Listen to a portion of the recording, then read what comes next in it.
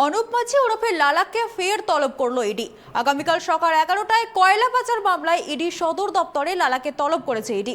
কয়লা পাচার কাণ্ডে ফের অনুপ মাঝি ওরফে লালাকে জিজ্ঞাসাবাদ করতে চায় ইডি আধিকারিকরা। এর আগে মাত্র একবার হাজিরা দিয়েছিলেন তিনি। পশ্চিমবঙ্গের কয়লা পাচারের অভিযোগে অনুপ মাঝি ওরফে লালাকে আবারও জিজ্ঞাসাবাদের জন্য তলব করেছে ইডি। লালা ছিলেন কয়লা পাচার মামলায় অন্যতম অভিযুক্ত। তাকে আগামীকাল দিল্লিতে ইডির অফিসে হাজিরা দিতে বলা হয়েছে। গত বছর লালাকে জেরা করেছিল কেন্দ্রীয় তদন্তকারী সংস্থা।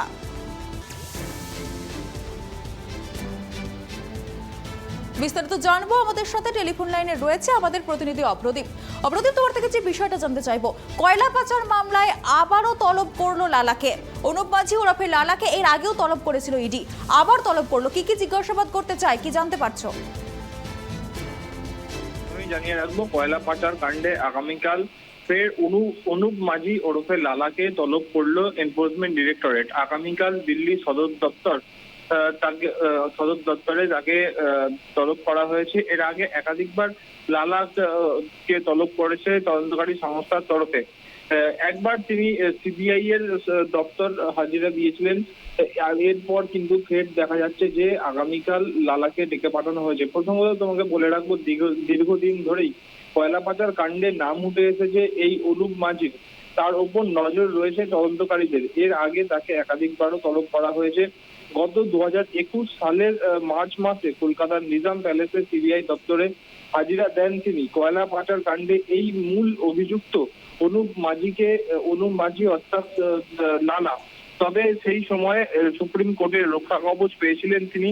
রক্ষা কবচে বলা হয়েছিল তাকে গ্রেপ্তার করতে পারবে না তদন্তকারী সংস্থা।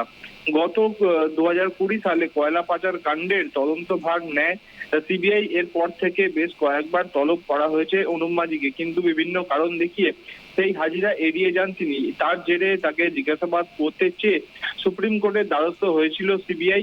তার বিরুদ্ধে জারি করা হয়েছিল লুকআউট নোটিশ। কিন্তু তাতেও তার দেখা পাওয়া যায়নি। তার মাঝেই সুপ্রিম কোর্টের রক্ষা কবচ পান আবারও লালা। যদিও তদন্তে তাকে সহযোগিতা করার নির্দেশ দেওয়া হয়েছিল সুপ্রিম কোর্টের তরফে।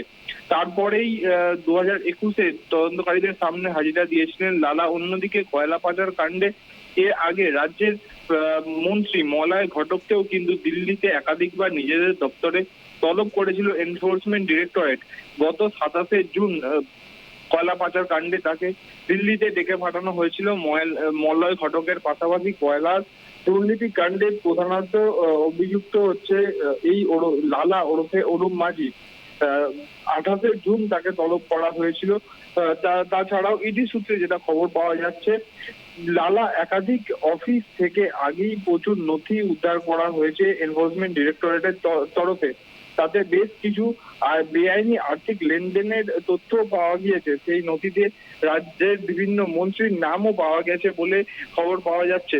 তদন্তকারীদের মনে করছেন যে অনুপ মাঝির সঙ্গে যোগ রয়েছে রাজ্যের মন্ত্রী মলয় ঘটকের। আর সেই কারণেই কিন্তু মলয় ঘটককেও তলব করা হয়েছিল এনফোর্সমেন্ট ডিরেক্টরেটের তরফে। কিন্তু আমরা জানি মলয় ঘটক বিভিন্ন কারণ দেখিয়ে কিন্তু হাজিরা দেননি। তারপরেও আমরা দেখতে পাচ্ছি যেটা গতকাল এই অনুপ মাঝি অর্থাৎ লালাকে ডেকে পাঠিয়েছে দিল্লি সদর দপ্তর। এনফোর্সমেন্ট ডিরেক্টরেটের সদর দপ্তরে ডেকে পাঠানো হয়েছে। তিনি হাজিরা দেবেন কিনা সেটা কিন্তু সময়ই বলবে। ধন্যবাদ অপ্রদীপ আমাদেরকে এই বিষয়ে বিস্তারিত জানানোর জন্য। আবারও জানিয়ে রাখি, বুধবার সকালে ইডির দপ্তরে হাজিরার নির্দেশ দেওয়া হয়েছে অনুপ মাঝি ওরফে লালাকে। কয়লা পাচার মামলায় ইডি জিজ্ঞাসাবাদ করতে চায় অনুপ মাঝিকে। এর আগেও ইডির মুখোমুখি হয়েছিলেন অনুপ মাঝি। আবারও কয়লা পাচার মামলায় অনুপ মাঝিকে জিজ্ঞাসাবাদ করতে চায় ইডি।